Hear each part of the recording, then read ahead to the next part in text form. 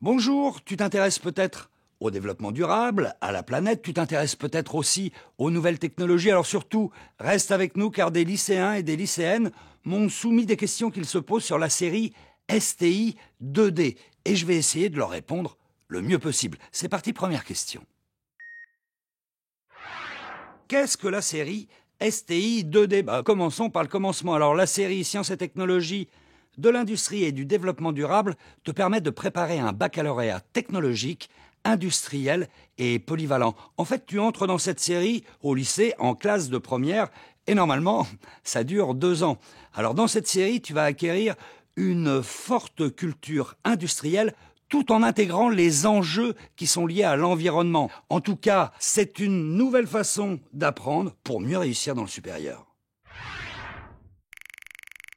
Alors, la série STI 2D te permet de poursuivre des études industrielles qui débouchent sur des emplois de techniciens supérieurs et de cadres intermédiaires. Et il faut savoir que ces emplois sont actuellement très recherchés dans l'industrie. On va prendre quelques exemples: dessinatrice en construction mécanique, technicienne en télécom et réseau, conductrice de travaux et pourquoi pas géothermicienne, domoticienne ou ingénieur du son.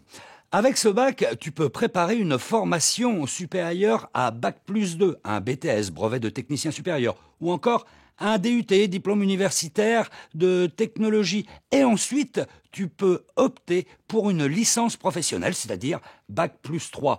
En tout cas, ce bac STI 2D t'ouvre les portes de toutes les formations industrielles courtes, quelle que soit la spécialité que tu as pu choisir au lycée. Et puis, si tu es très motivé et que tu as un très bon dossier, tu peux envisager faire une prépa spécifique. Enfin, une fois que tu as ton BTS ou ton DUT en poche, tu peux essayer de décrocher un diplôme d'ingénieur dans une école ou dans une université. J'espère que j'ai répondu à ta question, Jeanne.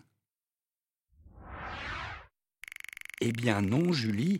Inutile d'être un crack en sciences, ce qu'il faut, c'est être curieux et intéressé par tout ce que les sciences et les techniques peuvent apporter comme progrès, comme amélioration dans notre quotidien. Tu n'étudieras pas de concepts très abstraits, les sciences sont enseignées en lien avec des problématiques industrielles et technologiques extrêmement concrètes. Par exemple, les économies d'énergie, les réseaux à haut débit dans les télécommunications mobiles, ou encore le recyclage des produits et l'optimisation de leur cycle de vie, etc., etc. Qu'est-ce qu'on apprend en STI 2D?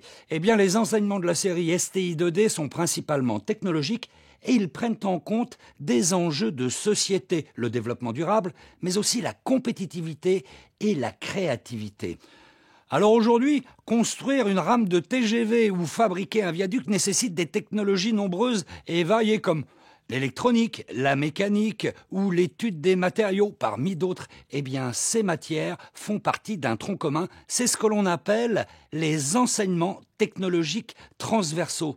Et c'est très concret, car à travers l'étude de quelques objets, par exemple une éolienne ou un GPS, tu vas aussi aborder des notions d'électricité, d'informatique industrielle ou de robotique. Et à côté du tronc commun, tu choisis aussi une spécialité parmi les 4 que je te cite. Il y a architecture et construction, énergie et environnement, innovation technologique et éco-conception, et enfin, système d'information et numérique.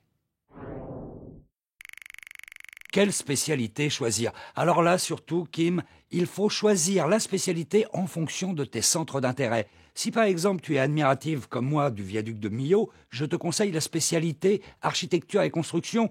Tu pourras ainsi étudier toutes les solutions techniques qui permettent de réaliser des bâtiments et des travaux publics. Si c'est l'informatique et les télécommunications qui t'intéressent, tu peux choisir la spécialité système d'information et numérique. Tu pourras ainsi, par exemple, apprendre à gérer et à transmettre des données numériques, qu'il s'agisse d'images ou de sons. Ou encore, un autre exemple, développer des systèmes virtuels. Il y a aussi la spécialité énergie et environnement, si tu t'intéresses à la production d'énergie, de toutes les énergies, ainsi qu'à la mise au point de systèmes qui en consomment le moins possible. Enfin, si tu te vois participer à la conception d'un nouveau TGV ou à la création de nouveaux objets de la vie quotidienne, je te conseille la spécialité innovation technologique et éco-conception. Les matériaux et les outils de conception n'auront plus aucun secret pour toi. À présent, une question de Jamel qui habite Strasbourg. Il a l'air un petit peu inquiet. Y a-t-il beaucoup de maths et de physique-chimie? Alors là, c'est très clair. En ce qui concerne les maths, c'est 4 heures par semaine en première et en terminale. En ce qui concerne la physique-chimie, c'est 3 heures par semaine en première et 4 heures par semaine en terminale. Et il faut préciser une chose importante, les programmes de maths et de physique-chimie sont adaptés à l'étude des technologies. Encore une fois, c'est donc très concret. Alors écoute bien Julien, pour le baccalauréat, les épreuves de technologie comptent pour 50%. Les épreuves scientifiques, mathématiques et physique-chimie comptent pour 20%. Il reste donc 30% pour les autres disciplines, à savoir le français, la philosophie, l'histoire géo, le PS et les langues vivantes. Le compte y est. Alors oui Sarah, effectivement, il existe une épreuve obligatoire de technologie en langue étrangère au baccalauréat. Cette épreuve a pour but d'évaluer ton niveau de communication en anglais, en allemand ou dans une autre langue, dans un contexte technologique. Mais attention, you can't lose any points. Enfin, tu m'as compris, tu ne risques pas de perdre des points, car seuls les points au-dessus de la moyenne sont comptabilisés à l'examen. C'est plutôt une bonne nouvelle, non ? Voilà, j'espère que tu y vois un peu plus clair maintenant. Alors aujourd'hui, environ 1 lycée sur 3 propose cette série. Il y en a donc forcément un près de chez toi. En tout cas, si tu veux plus d'informations, n'hésite pas à te rendre aux journées portes ouvertes de ces lycées et tu pourras même y rencontrer des jeunes qui sont dans cette série. Bien entendu, tu peux aller aussi sur le site de l'ONICEP ou au CIO, le centre d'information et d'orientation le plus proche de chez toi.